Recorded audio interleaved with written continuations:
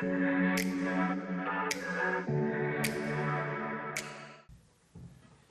thank you very much.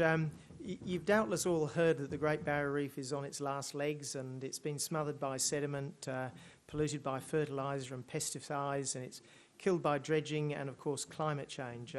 So who here, put your hands up, believes that story is true as a matter of interest? Right. Well, that's interesting. So, I mean, out there, almost everybody believes it true. There's literally hundreds of millions of people around the world who think that. So you guys now have got a little bit of a tricky question, because you've been told it's dead and you believe it's dead. So how are you going to tell this? Am I a whistleblower, and the world has been conned, or am I a complete lunatic? And of course, the way you decide is that you'll listen to my arguments, that this is the libertarian way. But unfortunately, that's not the way of a modern university, as we will see in a minute. So I'll give you, before we go into my little tricky situation with the university, I'll give you some facts about the reef.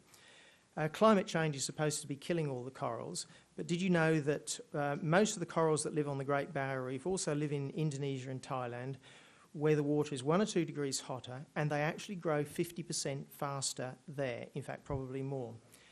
Coral bleaching, which you've heard such a lot about, is not a new phenomenon. It's been going on for 100 million years or so. It's like a bushfire. It looks terrible, but the corals rapidly recover from it.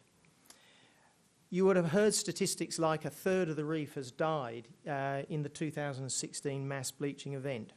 Well, actually, when you look at the statistics in a great deal of detail, and you've got to dig deep, I can tell you, you find that probably about 5% of the coral has died, maybe 10% if you really stretch the numbers ridiculously.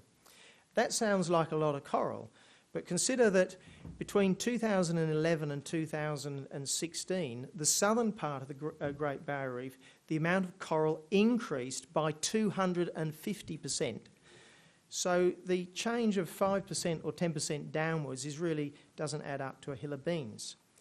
Sediment is supposed to be smothering the reef, and this is one of my area of expertise, because I was actually involved with inventing the instruments that have measured sediment out on reefs. So my group has done more measurements of sediment on the reef than anybody else, and probably everybody else put together.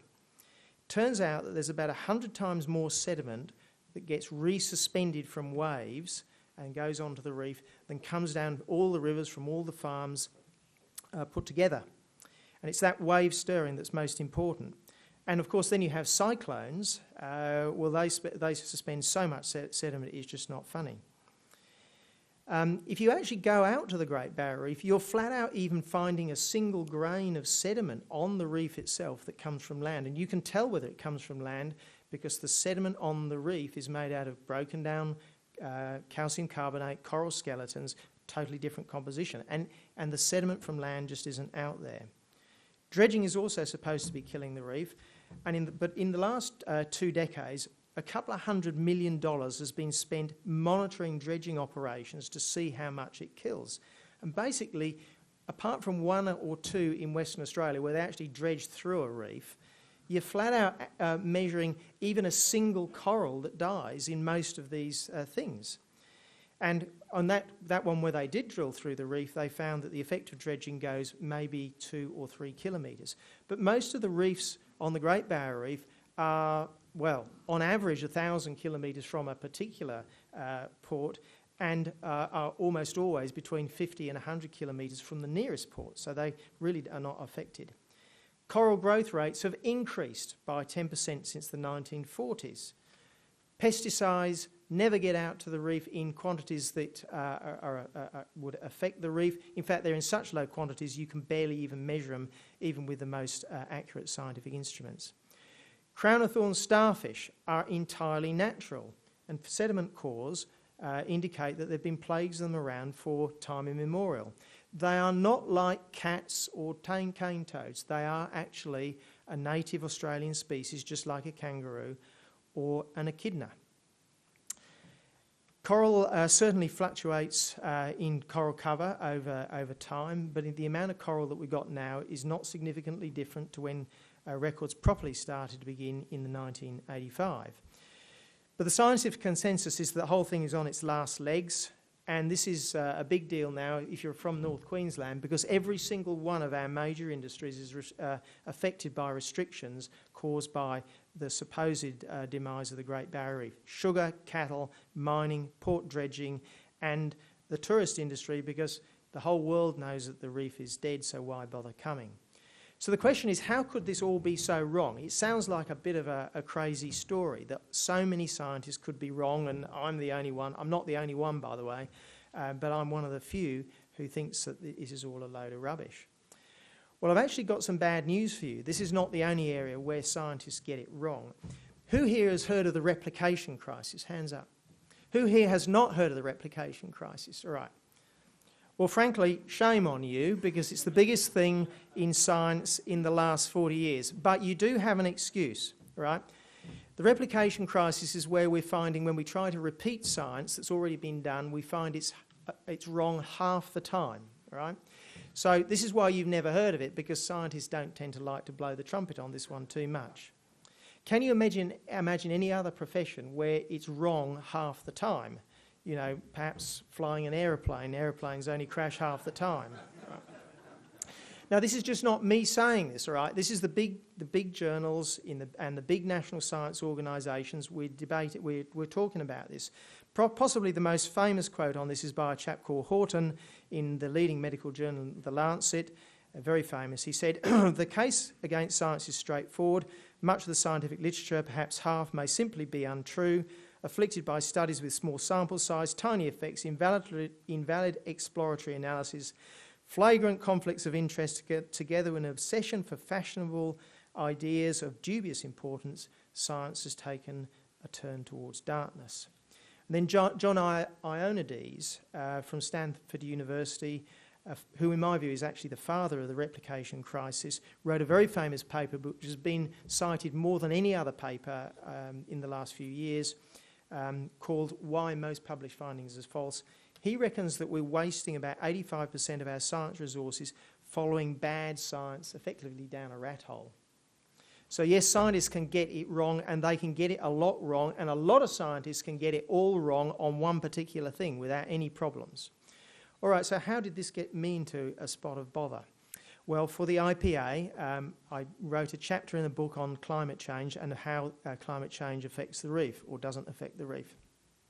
The IPA organised an interview with the Alan Jones where I said the words to the effect that in the light of the replication crisis, which shows about a 50% failure rate, if organisations use solely peer review as their checking mechanism, then their results could not be trusted. 50% isn't trustworthy. Now, it was a tough thing that I said, and I named a couple of organisations, and I did not expect them to be particularly happy with that. I expected them to argue. You know, Peter, you're wrong because, well, whatever. But what actually happened, well, I was called into my dean's office and given a brown envelope with allegations of serious misconduct. By the way, serious misconduct, the difference between serious and normal misconduct is you can be fired for serious. So they chose that one.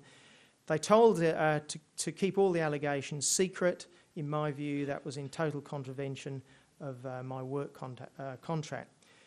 I contacted the IPA just to let them know what was going on, and they were very generous, and they gave me some legal help, and there was quite a bit of legal to and fro. JC was very insistent that everything was kept secret. The legal things were going pretty well for me, I thought. But then I got called up to the Dean's office a second time and given 25 more serious misconduct allegations, mostly for not keeping things secret. They trawled through my emails. They had no reason to do it. They trawled through my emails for dirt. They read every single one. And I can tell you that you start to sweat when you're reading a 128-page document of allegations which they've dredged from your emails. You wonder, well, what have I said? And when I got to the end of it, I breathed a huge sigh of release because I'd actually not said anything that I was ashamed of, which was a surprise. But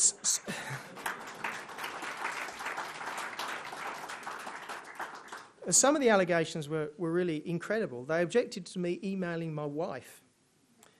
In another email, this was emailing my wife about the allegations.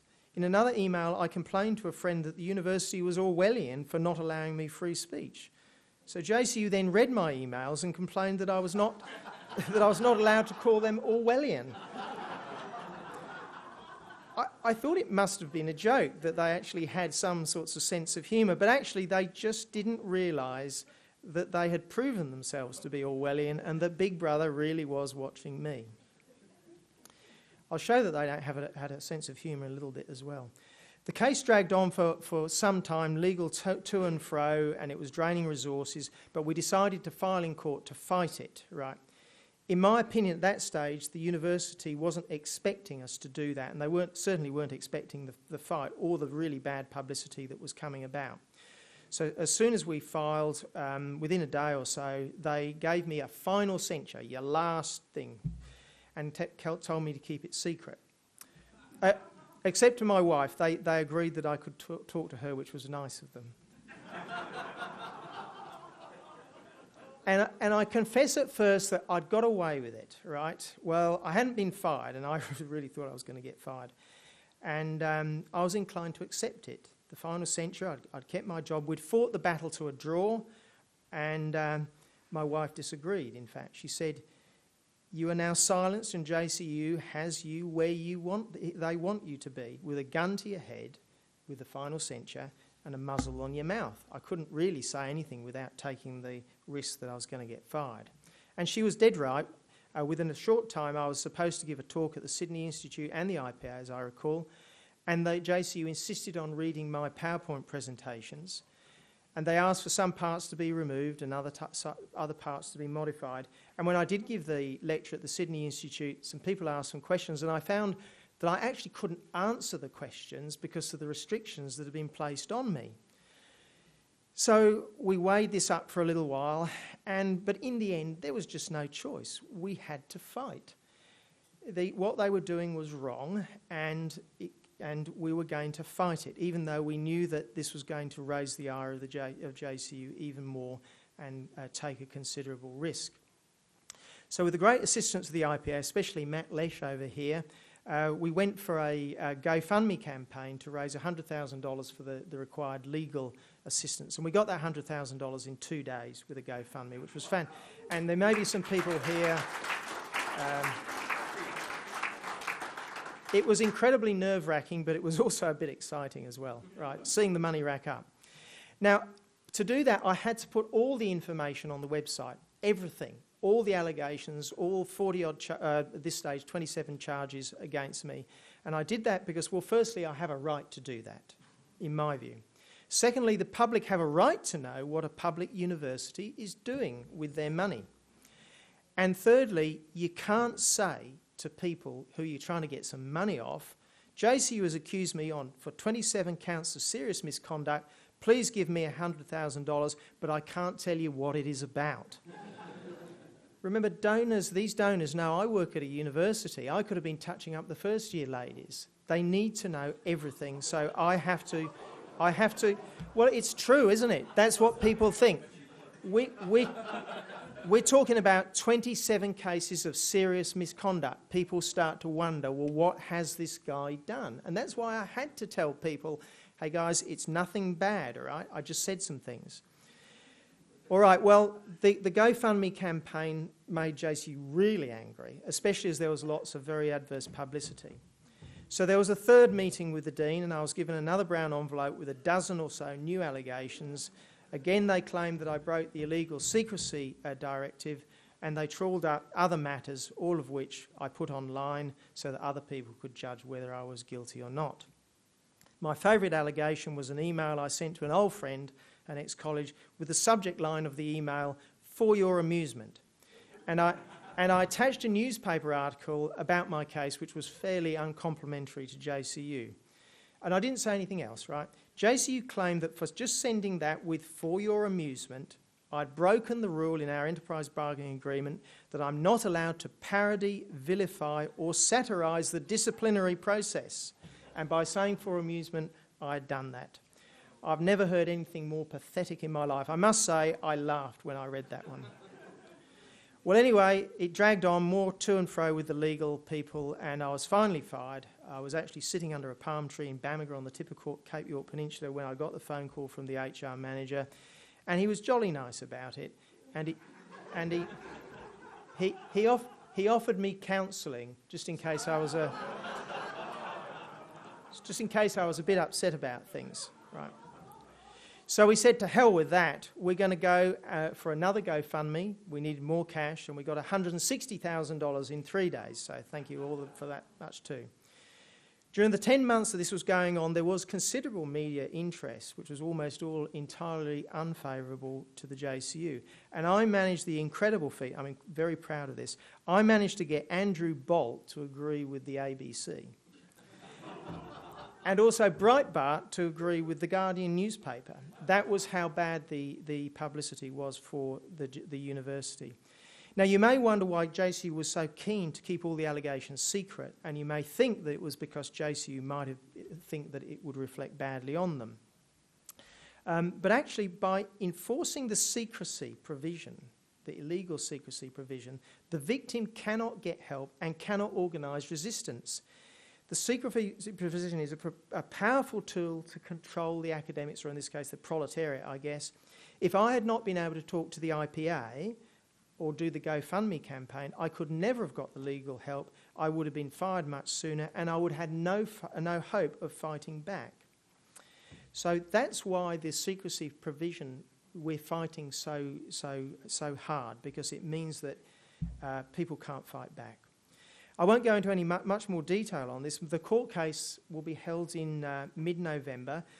The court case will not be fought on common decency. If it was, I would win. I've no doubt about that. But it's on the legal definition of the enterprise bargaining agreement. I know I'm off by heart. 54.1.5, section C is what it's going to be fought on.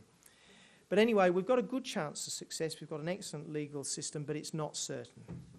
All right, so what does this all mean? Well, that enterprise bargaining agreement does apply to other universities, or at least parts of it.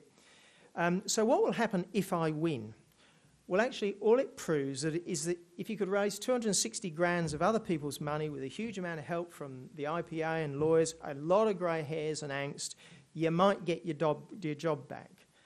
So what will other academics think? Well, they're going to say, whatever you do, don't do what Peter Ridd did, right? Just don't go towards the edge of that cliff. So academic freedom is thus effectively dead, although there will be this fiction because the judge might have upheld my case. The process will be the punishment, and the administrators will have got their own way. On the other hand, if I lose, well, that'll be bad, but we will at least have a court proclaim, in my view, well, that's the death of academic freedom, because the university will have effectively written into the enterprise bargaining agreement that it is dead, but by these other provisions that they've put in. So we will know exactly where we stand, and to be frank, it's been pretty obvious for the last couple of decades that academic freedom has been dead. But we will have closure, as they say nowadays, and we can go ahead and bury the corpse. Academic freedom, born in Bologna 1088, on life support since 1990, pronounced dead in 2018, will be fondly remembered. So you might wonder, well, would the academics care? Well, not really. Remember, about 80% of the academics, at least, would be on the cultural left. Of the remainder, maybe only 10%, mostly in the engineering and hard science area, would be working in potentially, not in those areas, would be working in potentially controversial fields. So they're not worried. So of those 2%, of the remaining 2%, there'll only be a few who will firstly have sort of the personality to fight, will have no mortgage and good superannuation. You know, I'm at the end of my career, so it doesn't really matter. People say it's brave. It's not brave. I'm near the end. I'm near retirement. In fact, there's a responsibility for people in my position to take these risks.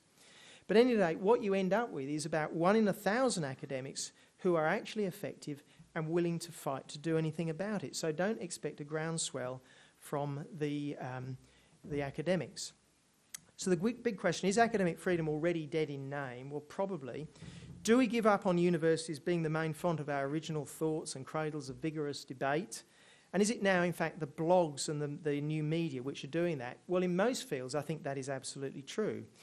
But in the sciences where I am, where you need money to actually do this research, and I've been doing this for 25 or 30 years and come to these conclusions, you still need a decent university, and we don't have that. And we've also got the terrible problem that everybody talks about, that we are still entrusting our children to these people, and that's a big problem. So universities are definitely no longer a net benefit to the society. We really do need to reform them. I have some ideas about how to do that. Well, anyway, I want to leave on a sort of an upbeat note. So remember, the Great Barrier Reef is fine. It's actually bloody marvellous. So tell people that. Tell your children, because I know that there's a lot of very depressed children who have been told at their school that the thing's dead. And they're actually depressed about it, and it's not. And also, wish me luck in November. Thank you very much.